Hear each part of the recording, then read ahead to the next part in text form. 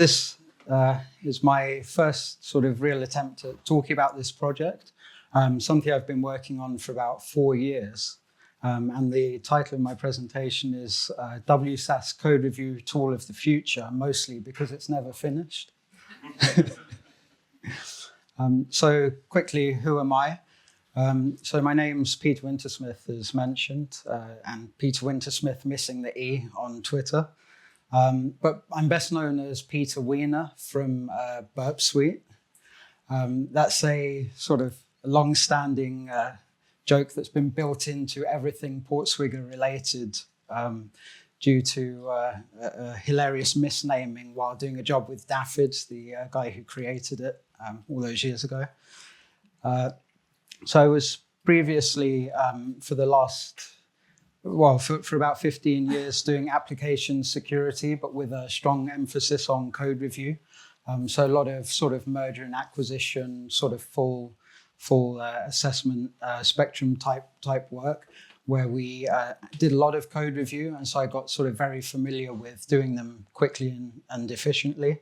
And I always sort of finished the job thinking, I wish I had like a tool that would help me with this, something that I could, adapt as completely as I wanted to, rather than just a bunch of sort of disparate scripts or tools that, I bought in but hadn't had necessarily time to properly learn and configure. So what better way, I guess, than to write your own, because then you know exactly what to do if it goes wrong. That, of course, was like a journey into complete madness. I thought it would take at most a year, and 4 years later, I'm still working on it, still barely scratched the surface in terms of what I hope to do with it. The good thing is now I work as a sort of full-time developer doing offensive security work. So I have sort of, my coding skills at least remain sharp rather than taking months between actually writing code. So it's been a big benefit to sort of getting this off the ground, getting things going. So what is wSAST? So it's a code analysis platform with multiple language support. At the moment, though, it only supports 3 languages, and one of them doesn't work properly because I haven't had time to get it working. The other one's a language that I created. So it only supports 1 language at the moment, which is Java. But that's definitely not a design restriction. It's just the fact I have a full-time job on top of it. So the way it works is it basically lowers any source code that's provided to it into an intermediate language, which is sort of somewhat resembles Java, but I made quite a few changes to it to enable better support for languages like C++. Basically, it's got a completely open plugin architecture for sources, syncs, and reporting. So you can let anything in the IL format that it produces, or anything in the target language that it lowers to, be a source or a sync, which means that you're not constrained at all in the types of bugs that you can build support for, or the type of inputs you can consider sources. And the outputs, the subscribers, as I call them in my terminology, can output your findings anywhere. So in theory, it can be very adaptable. And sort of its principal design purpose was to support like real consultant needs rather than large dev teams that have time to configure code analyzers and figure out what's the best tool for the project they're working on. It's also designed for constrained platforms, so you should be able to just run it on your laptop. It doesn't require anything too sort of heavy in terms of machine setup. And it allows you to configure how many threads it runs on, how much memory it's allowed to consume, how long it can take, like evaluating code paths, things like that. So you can really tailor it to what you have available.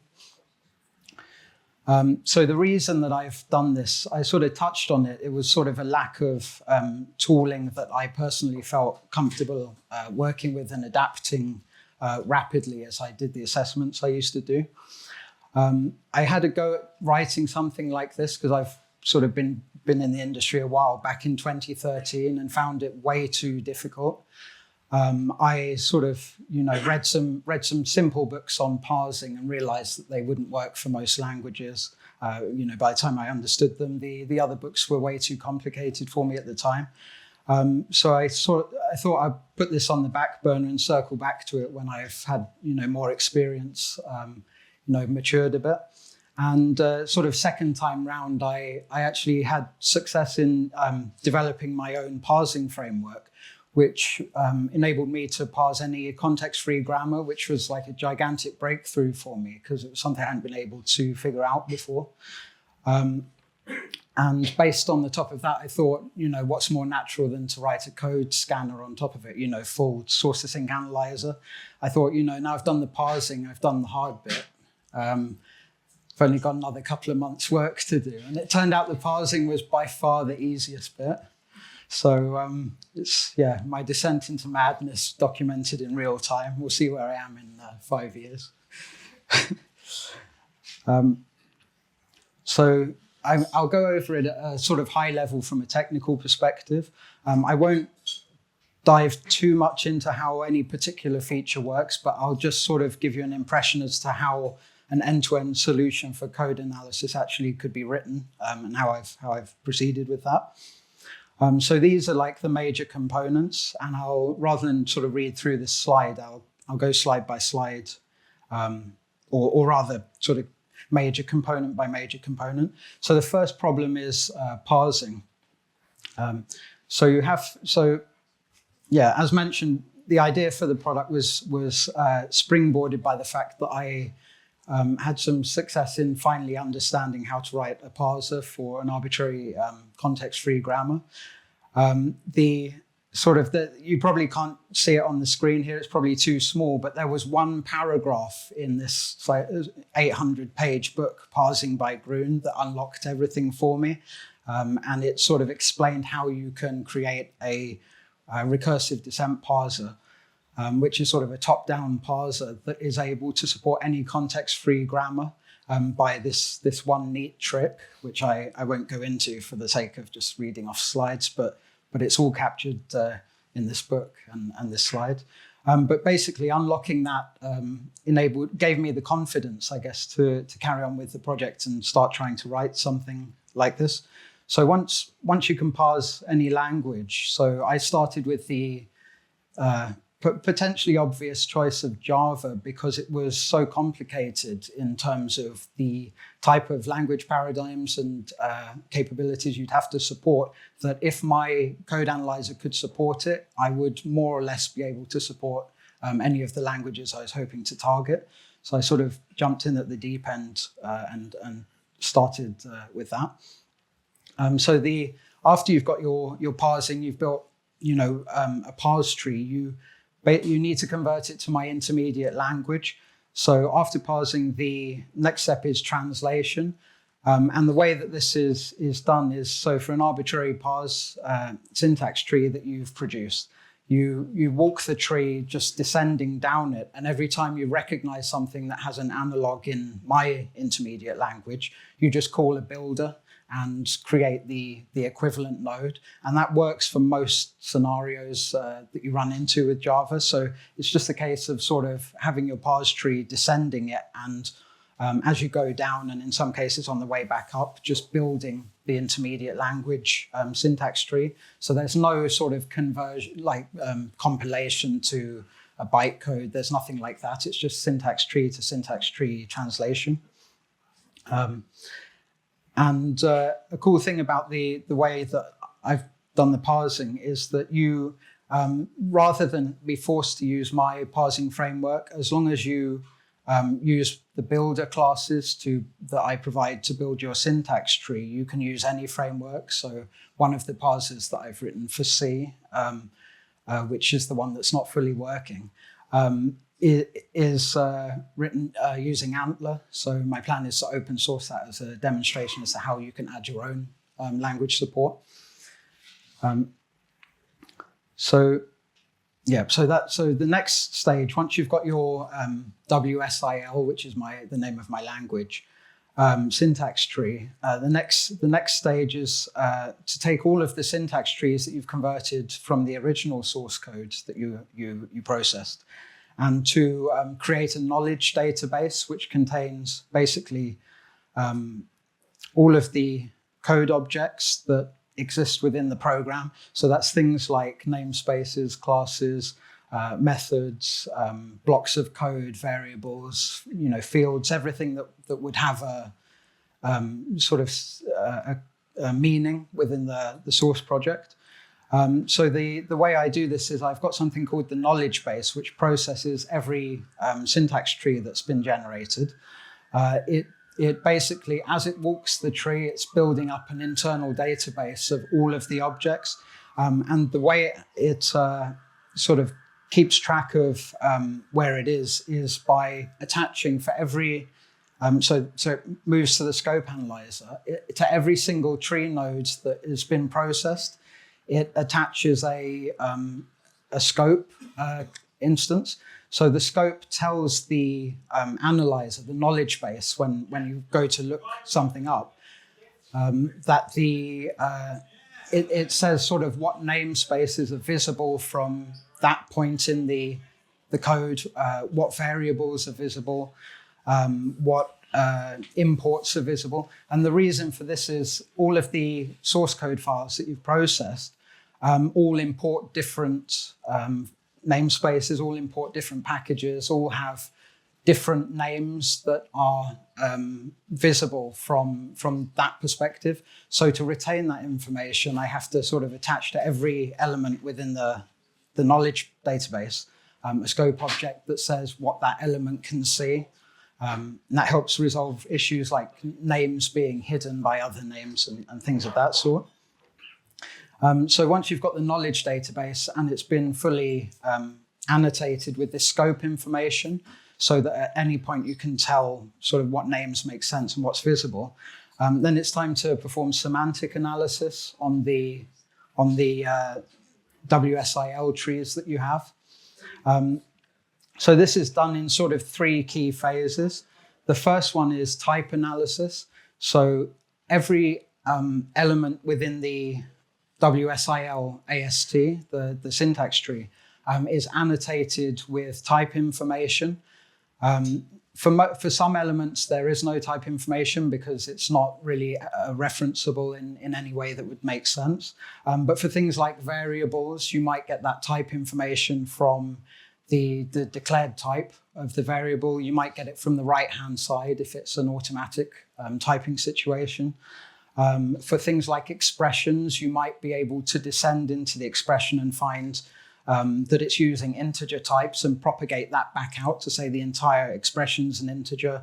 You might have to promote types. You might find it gets added to a string and it becomes a string. So it sort of works its way through all of the expressions, variables, and things that return types like methods and classes.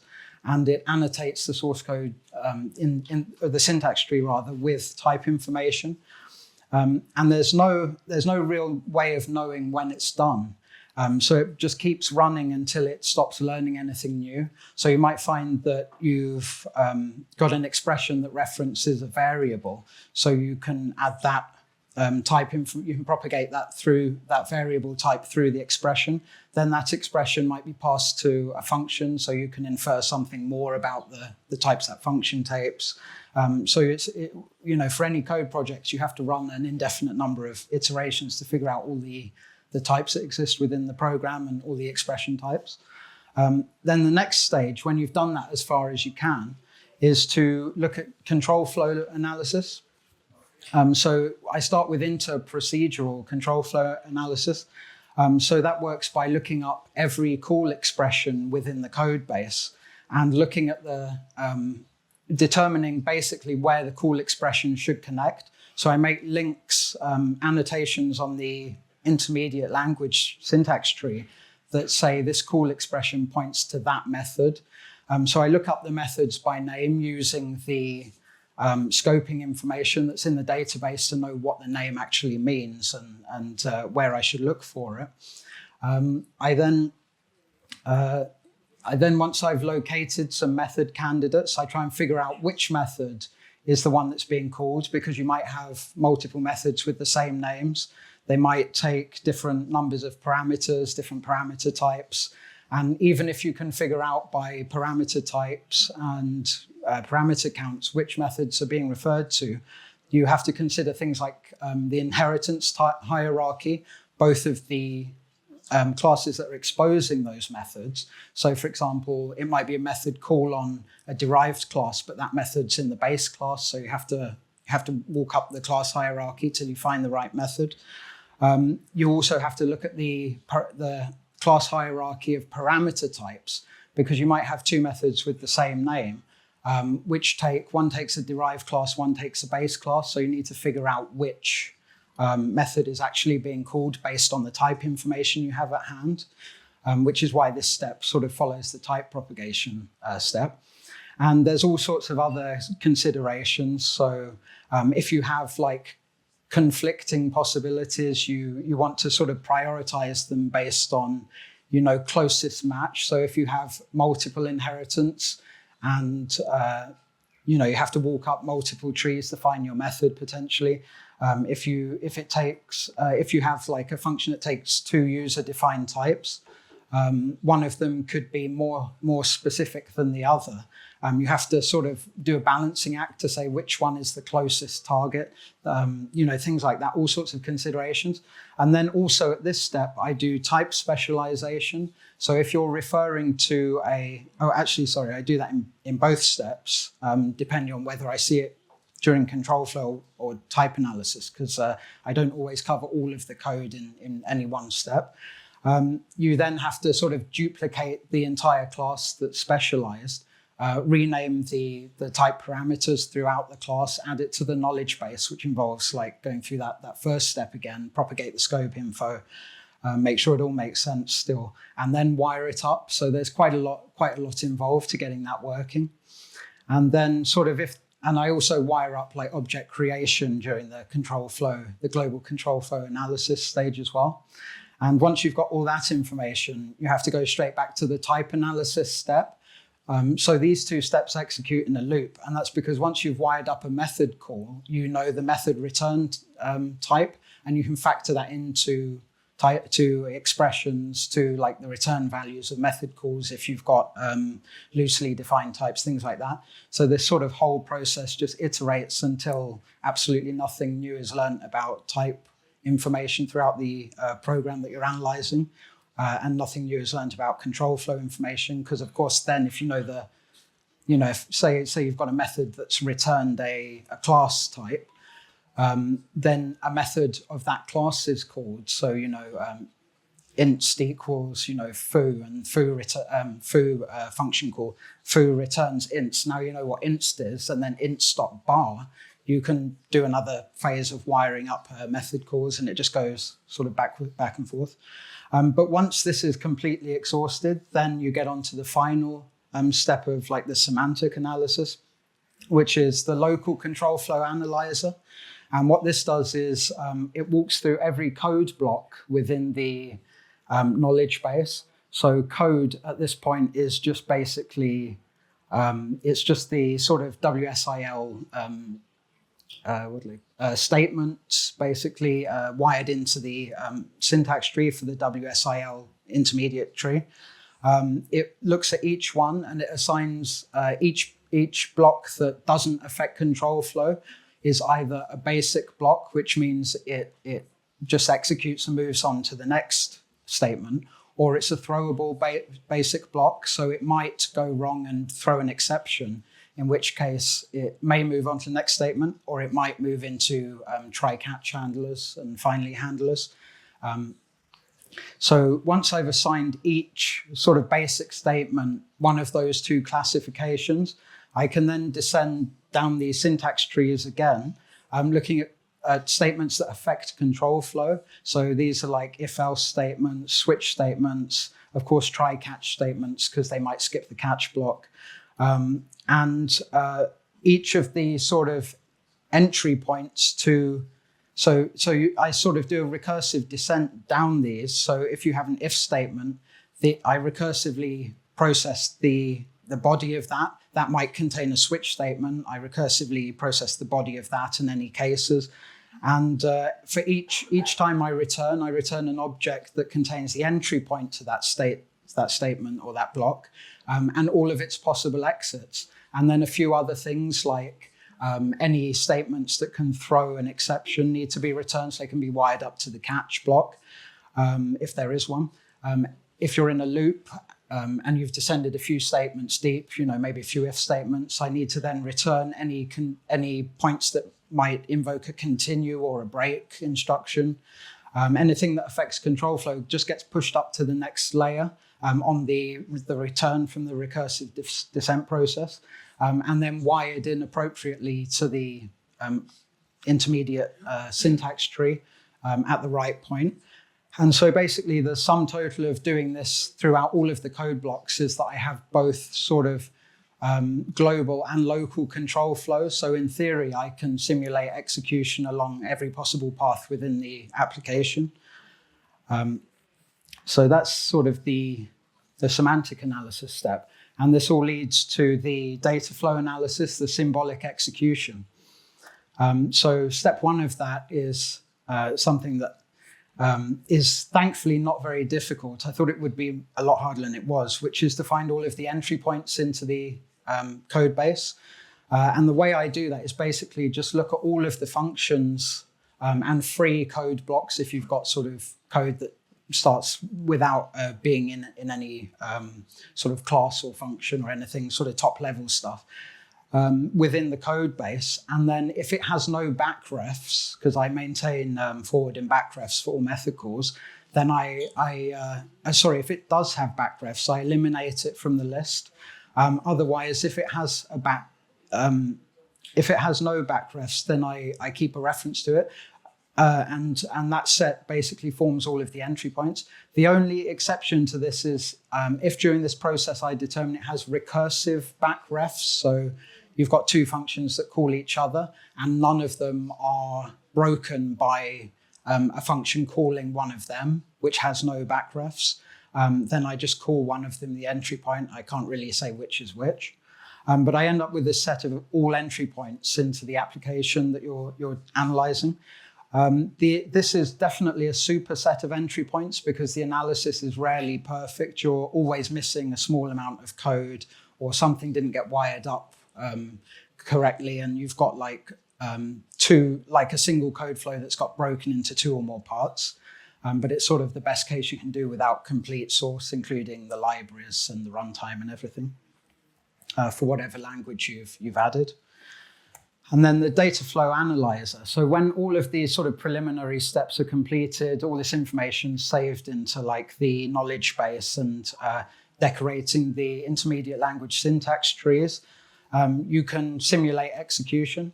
So the way I do this is I just do a recursive walk starting with all of the entry points. I walk all of the control flow graph, but at any point where control flow can be split, so an if statement, you might enter it, you might go around it, for example. I record the information at the end of that statement, and then I go back and I look at the other path, the alternative path, and I just continue doing this until I've exhausted like all of the if-else statements, for example. Then at the end of the if-else block, I merge all of those paths in a single state. So the way I do that is the states can be duplicated at very low cost in terms of memory and stuff, because nothing gets copied by value or nothing gets cloned unless it's been changed. So really these new states only have the new path. But in the scenario where, for example, that one of the if blocks has modified a variable, I then mark that as invalidated, and I store a separate copy of that variable. So I've basically got variables that represent, I've got duplicates of any variables that were modified in the state sort of context that I maintain within that control flow block. But otherwise, they all refer to the original one at the point of entry. So that allows me to keep memory use quite low while I'm simulating execution. And the crucial thing to prevent this from going sort of exponential as it tries to walk ifs within ifs within ifs, or long chains of if-else blocks, things of that sort, is that it's that process of basically merging states at every possible opportunity. So I can represent in effectively one state all of the possibilities of the paths that would traverse the different variable values, whether they're traced or not, all of that within just one state object, rather than having to maintain a separate one for every step that's been taken. So there's all sorts of sort of problems and pain points implementing something like this. So one of them is if you switch class context. So if you call a member function of a class instance that you're analyzing, then you have to create a suitable this pointer. You have to build up the class context. You have to copy any variables that have been set on that instance in the context that you're coming from as member variables with the same state once you transition to call that function. You have to build up any sort of encasing classes and their variables and their states. There's all sorts of things that you have to do, as well as local method parameters have to be transferred over correctly if you're tracing values into methods and things like that. But through a long process of finding bugs and fixing them, I've got it all working.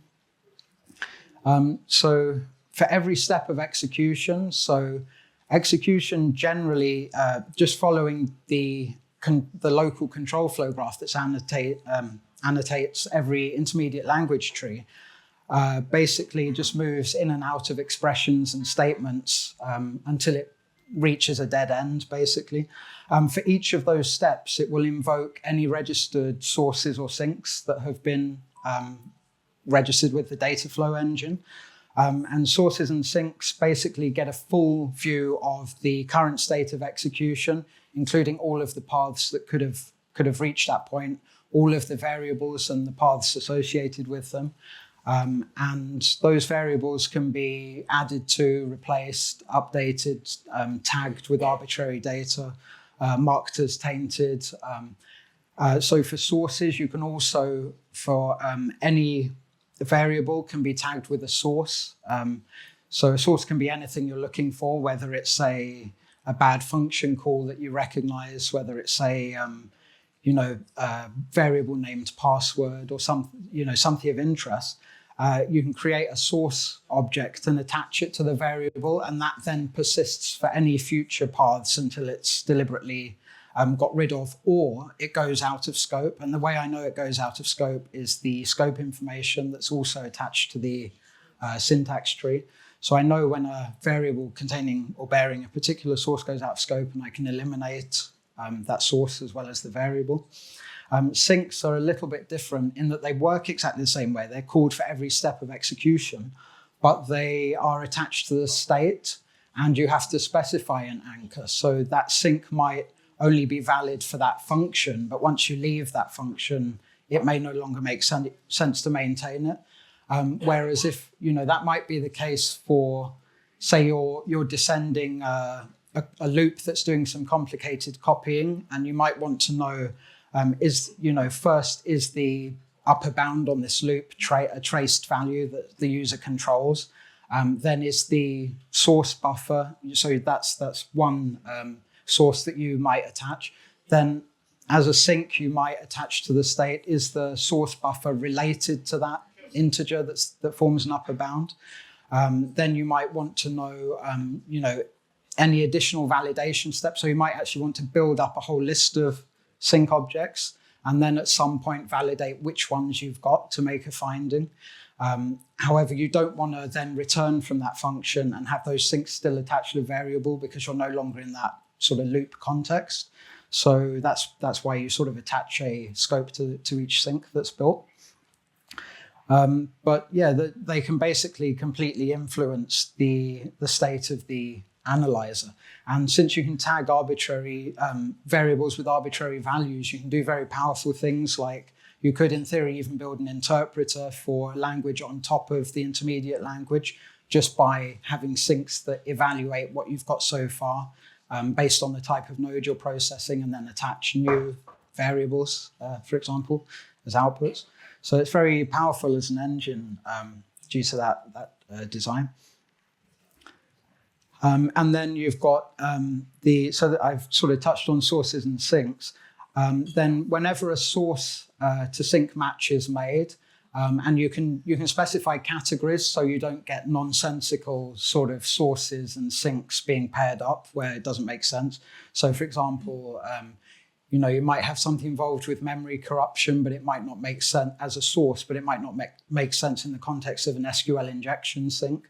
So you can specify categories. But whenever you get a category overlap and a tainted source to sink match is made based on the tainted variable or some other information you've attached to the execution state, it calls what I call subscribers. And subscribers basically just get a complete view of the code path that's been executed between the source and the sink, all of the sources and sinks that you've annotated to the variables, and you can specify which ones should be recorded.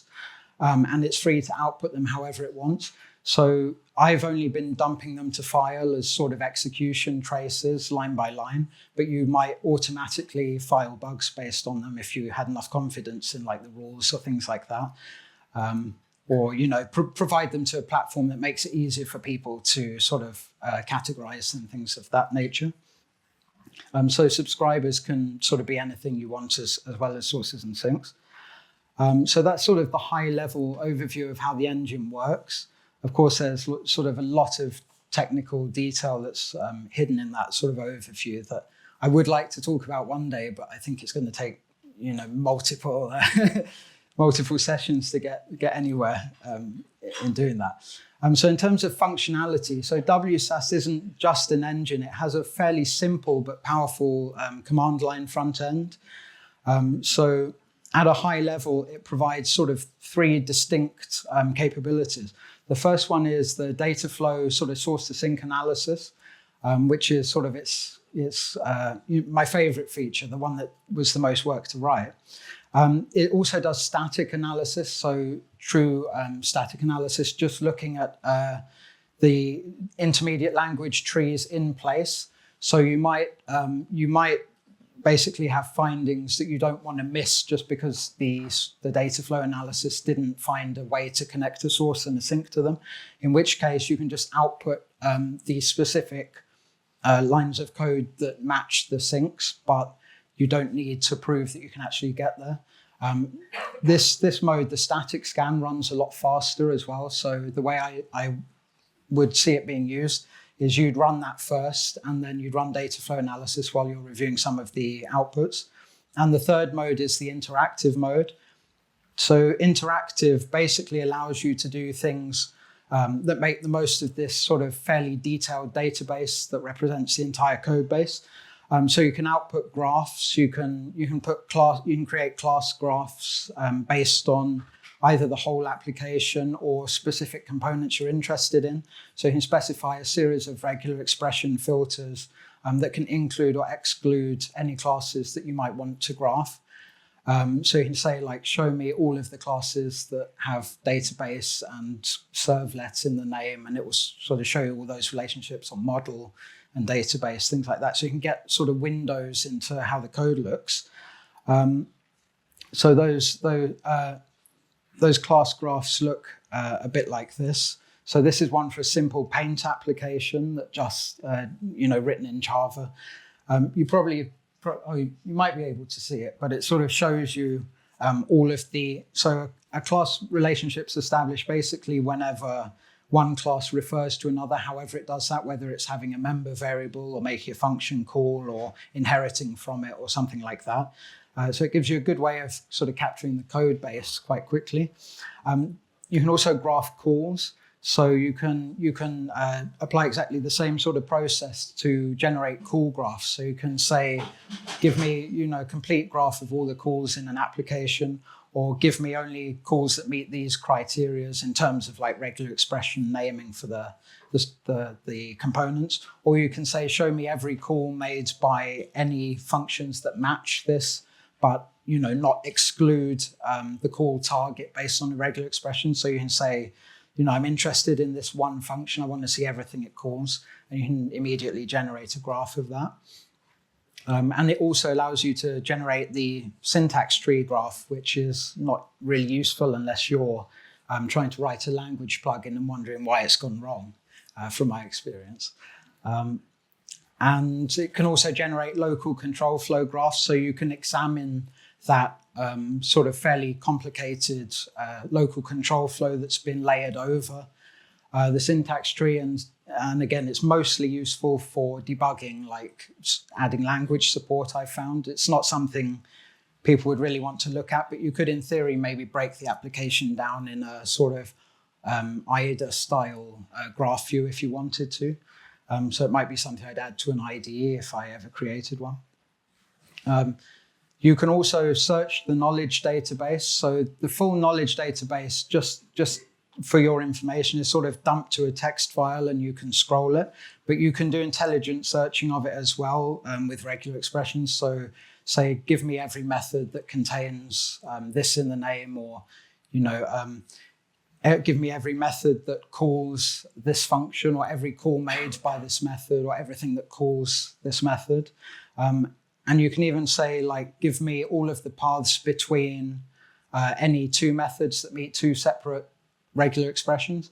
So you could say, give me everything between, a method that contains servlets in the class name and anything that contains SQL in the class or method name. And it will generate you like a trace of all possible calls within the application that do that. You can sometimes get overwhelmed with information, but if you constrain your regular expressions based on what you're seeing, it can be quite helpful for guiding you around the code. Data flow analysis is also accessible from the interactive mode, but the reason for maybe initiating it from interactive mode rather than from the command line as the mode that you're entering is you can modify the config files that contain all of the sources and sinks, and then just rescan the code without having to reanalyze anything. So it provides you with a fairly quick way of saying, oh, okay, I've got this function. This source definitely sources user input, but I've got no rules for it because it's custom to what I'm reviewing. So I want to just add a rule quickly and rescan everything, and you can do that interactively. And you can constrain the entry points that are analyzed. So you might realize a lot of them are not relevant to that source of input, and just constrain it as you go. So it allows you to sort of have a more interactive way of using the tool for reviewing code, for finding bugs. And that's sort of what it would look like. This is a single-threaded view, but the multi-threaded view sort of splits the screen up. Then one other very cool thing about writing your own language is you can freely augment analysis without having to obtain the source code that you're missing.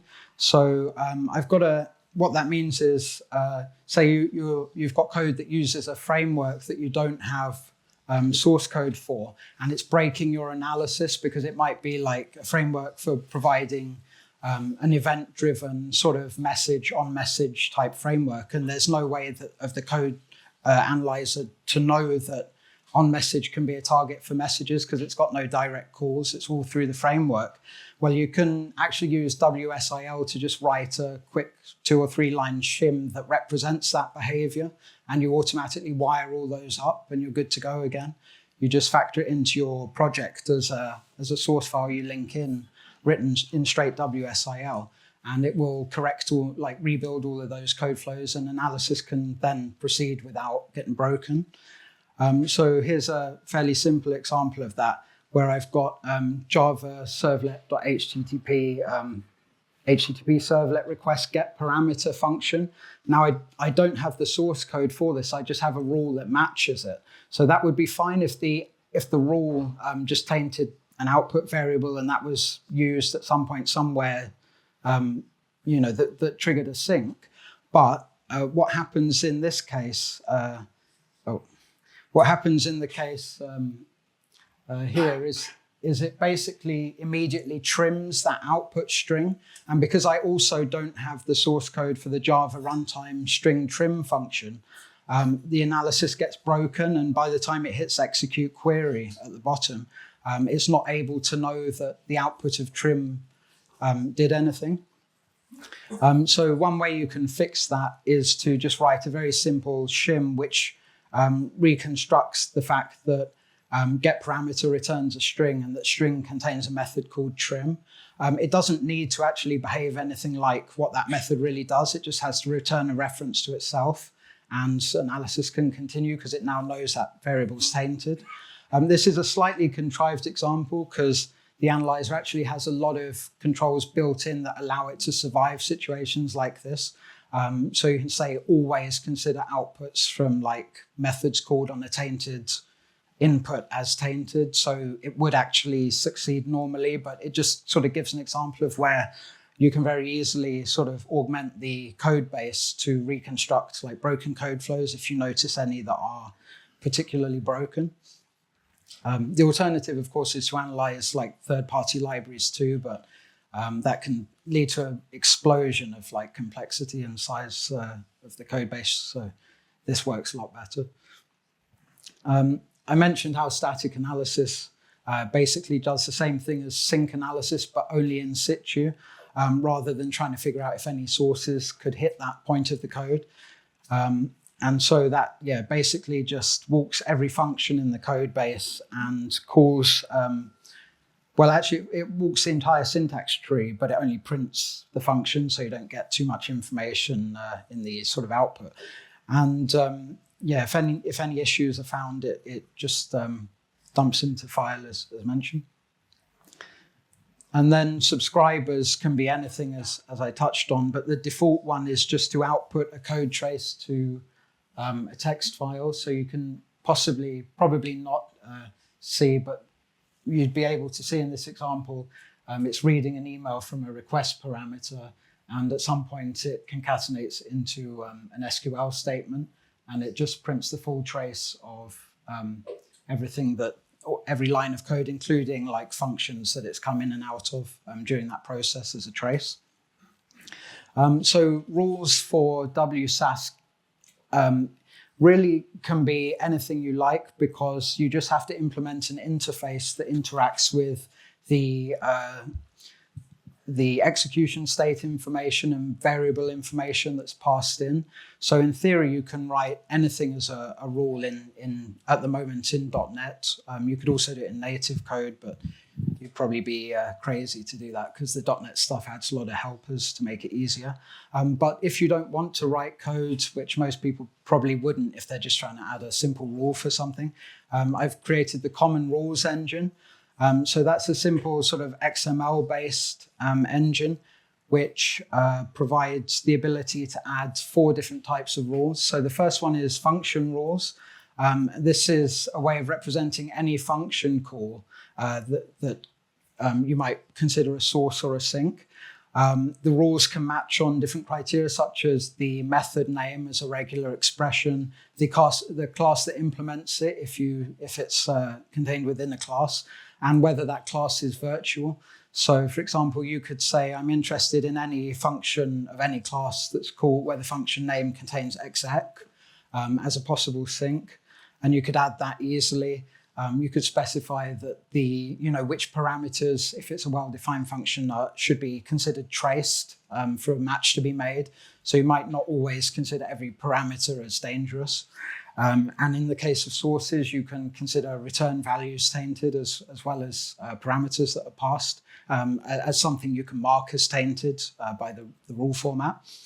And one other cool feature that I don't use, but it was quite hard to write at the time, was you can maintain relationships between variables when you have a function match. So you might have one input parameter as a buffer and one as a length output, and you can attach arbitrary relationships in the sort of XML format saying that parameter 1 is the buffer of parameter 2 is the length of parameter 1, and those relationships will be maintained throughout execution wherever those variables end up, which would allow you to build like that particularly complicated, in some senses, example I mentioned earlier, where you might have to a source and a sink that checks whether the upper bound of a loop and like the buffer that you're reading from and various other criteria have any sort of relationship that you've established between them. So those relationships, you know, the length and buffer size one, rather the buffer size and buffer one is the obvious one, but they can really be anything in the context of your sink that you add. So those tend to look like this, pretty simple. You just specify a name for the rule, which is generally just the full name of the function. The languages it applies to, whether it should be reported or just added as a sink, and then you might want to do something else with it. Just know it's been called. That would be particularly useful for like sanitizers, where you might have an escape function that you don't want to report it calling escape, but you might want to know about it in a later sink to know that data has been escaped, for example. Prefix types, which tells you which classes should be considered as sort of a valid class for this method name to be matched on, and whether it's virtual. If it is, it will walk up and down the class hierarchy. So even if someone subclassed that prefix class, it will still find it.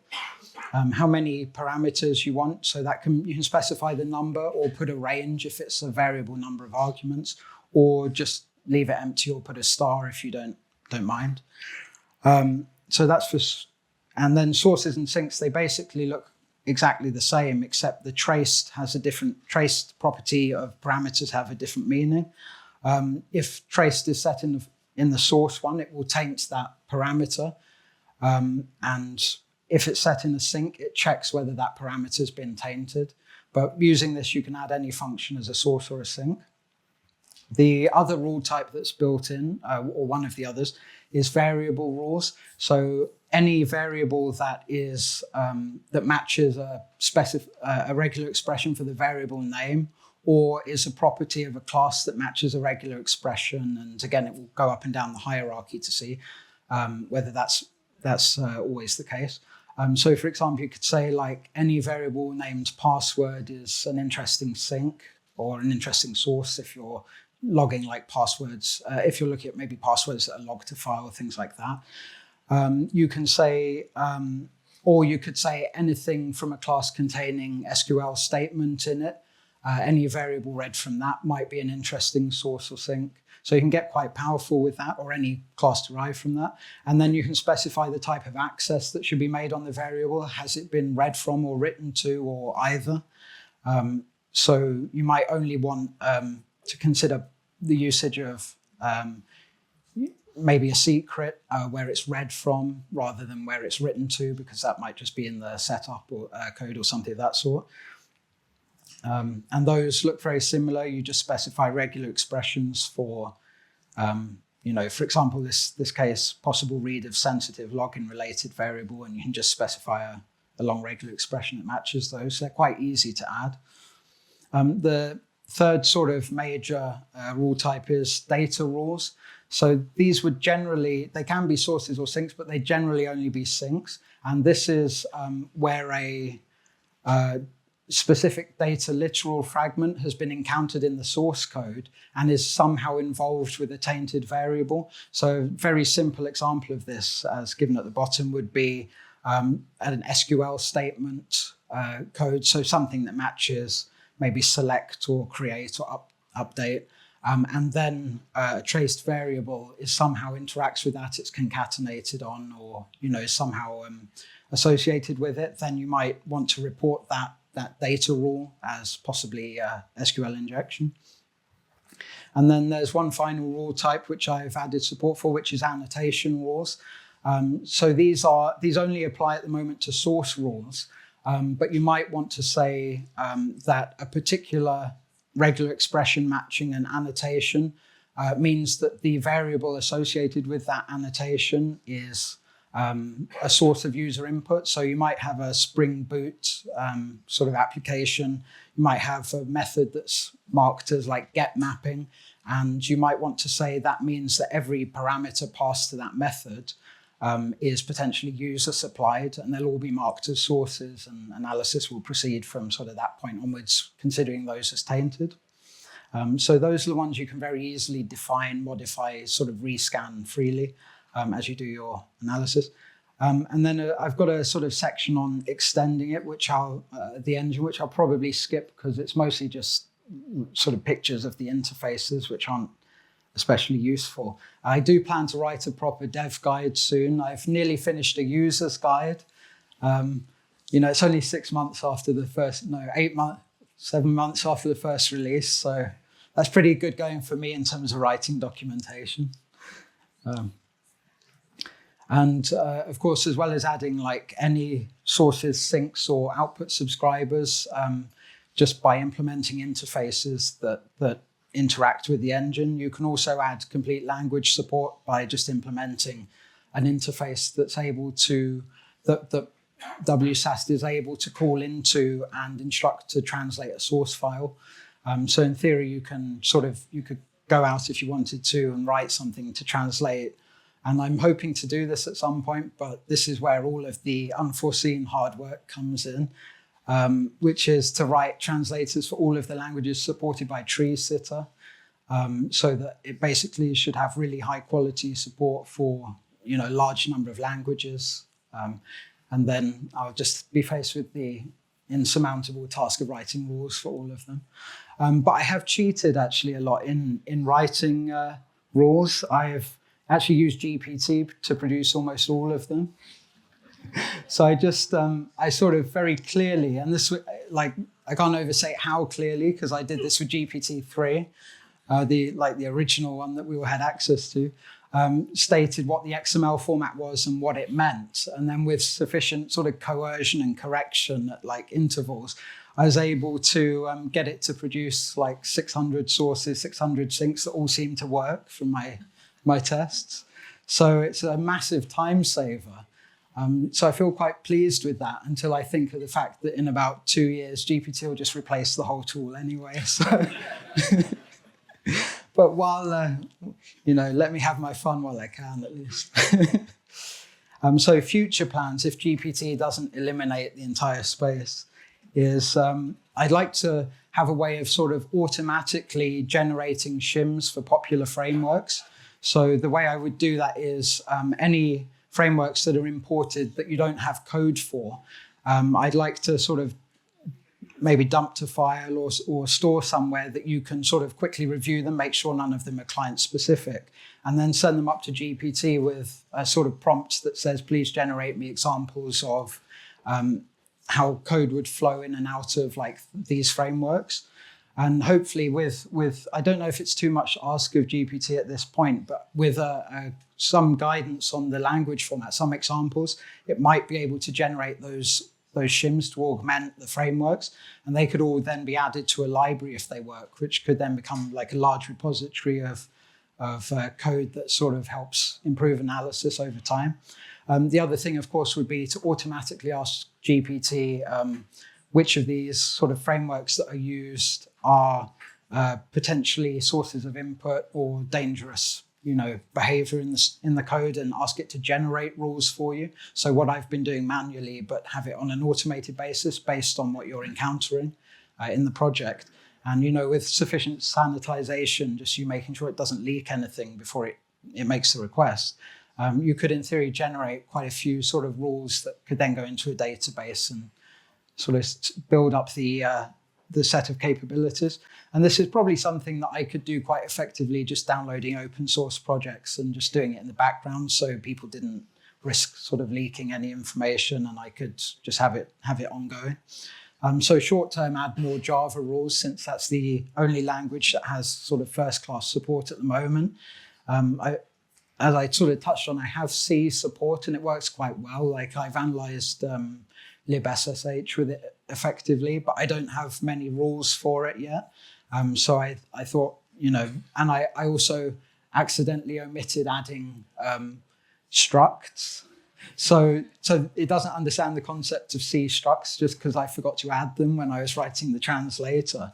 However, believe it or not, it survives analyzing libSSH, even though it uses structs everywhere, like pointers to functions, all sorts of things, because wienerSAST or wSAST tries to, let's slip its true name, It tries to figure out like what was meant to happen. So if it's missing any code, it will sort of say it's missing a left-hand side struct declaration. It just thinks it's an ambiguous type. It doesn't know what it is on the left-hand side. And it's assigned, property of that is set to something. It will automatically say, okay, I've got an unresolved property of this type that means this. And it tries to survive missing code as best as possible. So it was actually able to analyze that code base and look like pretty good doing it in terms of like, nothing clearly being broken in terms of code flow without me realizing I hadn't added struct support. So it's maybe a testament to it being quite robust in that respect, but it's also a testament to me needing better QA for my dev processes. But that's like the short term, just add more rules, more language support, hopefully. And maybe long term, look at something like adding an IDE plugin that could automatically sort of race ahead and show potential areas of interest in the code, make the most out of its ability to graph things, generate, have some method of weighting its findings by, probability that they're real issues rather than just, source to sinks that were established but probably don't mean much because the sources and sinks are quite wide ranging in some ways, as in, a use of password here and a use of input there doesn't necessarily imply anything bad.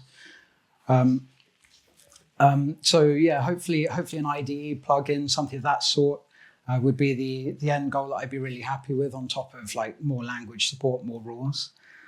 So I could now have an attempt at doing a demo, which hopefully will work. Okay, I have to come out of...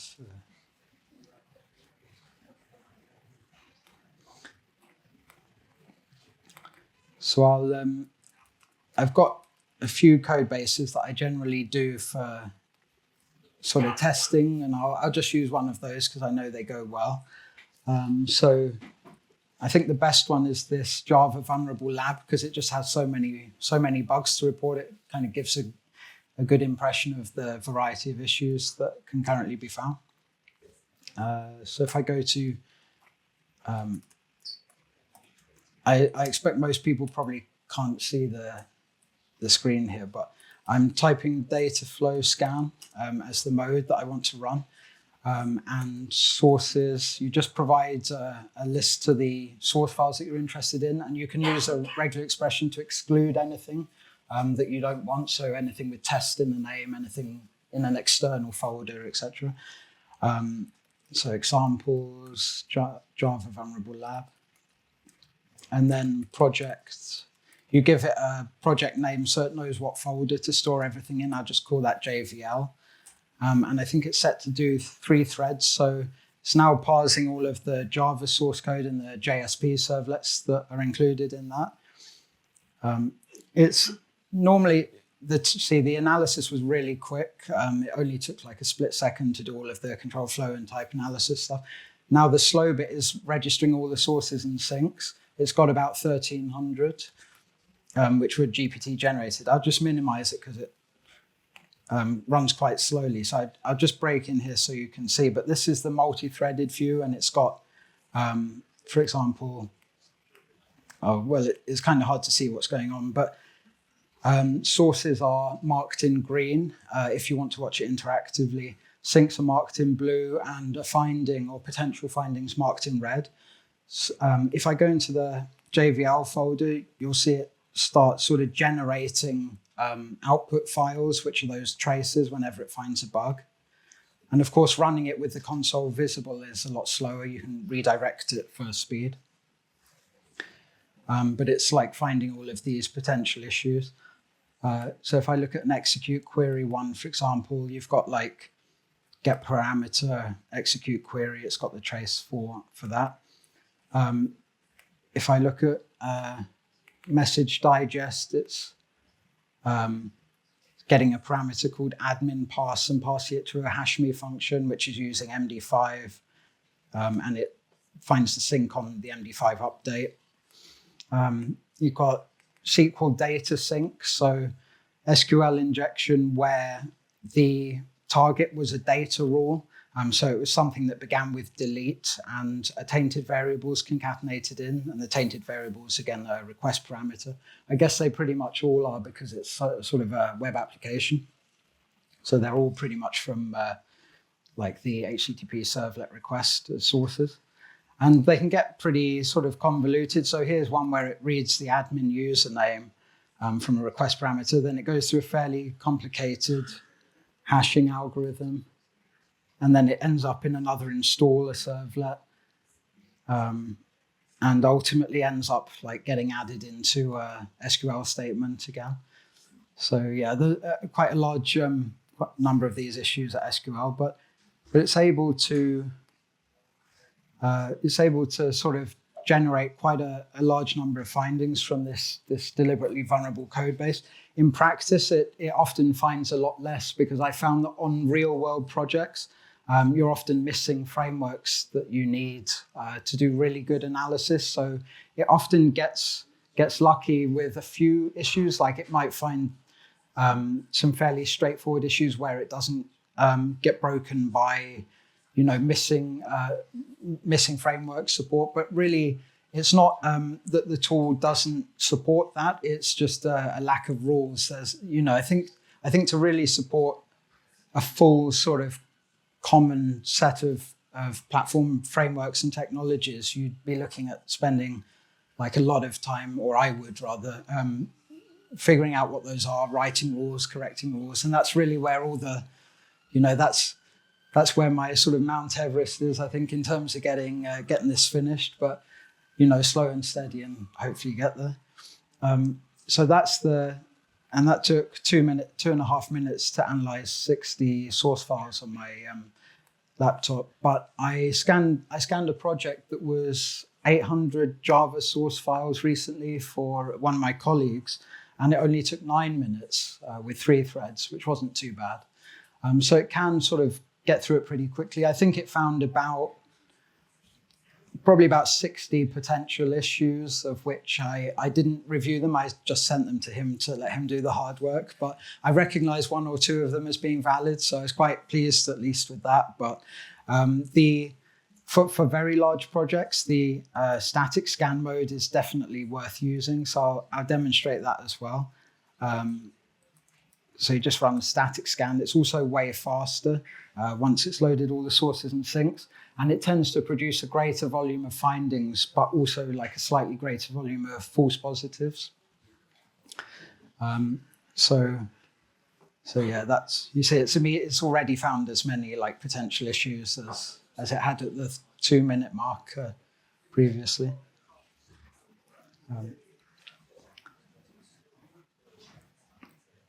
And I'll cancel that because there's not much point in.